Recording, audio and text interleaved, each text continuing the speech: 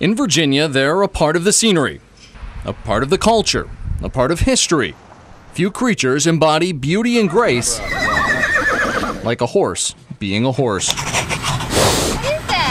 So how does this great icon of the Commonwealth go from this to this? These horses had been neglected obviously a long time. These are 10 horses surrendered as part of a criminal investigation in Charles City County. Ribs poking through skin. That happens because they aren't being fed. Covered in sores, these pictures tell a sad story of abuse and neglect. These horses were, I would say, 7 of them were on death's door. Unfortunately, this is not an isolated incident and is emblematic of a much bigger problem taking place state and even nationwide. With the economy, people are having a hard time making ends meet, and it is a concern making sure that people are taking good care of their horses. What the nation's free-falling economy has done over the past couple of years is create a perfect storm for the neglect of horses. That is a good way to describe it, a perfect storm. It just seems like it just hit all of a sudden. Some horse owners have been resorting to desperate and previously unthinkable actions. People are just pulling up on the side of the road and leaving their livestock there. Others, like Karen Hall of Mechanicsville, convicted this month of 11 counts of animal cruelty, have let their horses just die in a field of starvation. The surviving 10 horses seized from Hale's boarding facility were found living in filth, many with a body score of just 1. Body score of 1 is absolutely no muscle mass, absolutely no fat, and the next step is death within a week or 2. We tried to contact Hale at her home while she was out of jail on bond, but no one would come to the door. In court, we learned Hale fell on hard times and struggled to buy feed, a story animal control officers are hearing over and over and over again. It goes back to the economy and times that people are having trying to feed these animals. But it's no excuse. There's help out there for horse owners who ask. There are good groups that will help. Karen Hall was just recently sentenced to several months of jail time in order to own no livestock for at least the next 2 years. A tough message, but not tough enough if you ask those dealing with the fallout of trying to nurse starving and abused horses back to health. Tonight on 8 News at 6, horse rescue groups across the state tell us they're either at or even over max capacity. AJ Legault, 8 News. This is a scene playing itself out all too often in Virginia lately. Starving, sick, and sometimes lame horses being seized from or surrendered by owners who can no longer care for them. The horses were very much so on the thin side. You were able to see ribs, the complete backbone, pelvic girdles. That's a King and Queen County deputy discussing a recent case where 33 horses were seized off a farm. A lot of people that are involved with a lot of horses, I would categorize them as having a hoarding problem. Susan White of the United States Equine Rescue League tells us her organization is filled to the brim with horses seized from owners who either got in over their heads by hoarding, They started out with 10 and now they have 50. or through hard times brought about by the current economic climate and summer of drought. It's been hard because normally in the summertime, people have grass and so the horses can eat grass.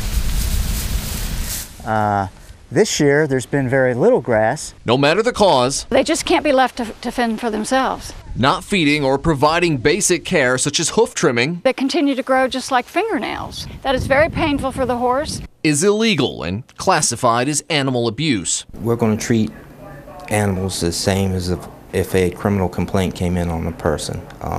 They deserve the same respect and dignity as a person. That's what Karen Hale found out in Hanover County. She fell on hard times and couldn't afford feed and vet care. 1 horse died, 10 others were rescued but found in extremely rough shape. Body score of 1 is absolutely no muscle mass, absolutely no fat, and the next step is death within a week or 2. Hale was just convicted of 11 counts of animal cruelty and sentenced to several months of jail time. A tough message, but some would say not tough enough. Horses are no longer livestock, in my opinion. They're pets. They are companion animals. But in Virginia, there are different laws regarding animal abuse when it comes to livestock and domestic animals such as a cat or dog. Livestock are treated a little differently than companion animals. The penalties for doing this to a horse is not as severe as they are for other pets. The laws, they do need to be changed. People need to be held accountable. Animal control officers tell us there's help out there for struggling horse owners, but they have to ask. Ask for help. Talk to your veterinarian. before hard economic times lead to hard time. AJ Legault, 8 News.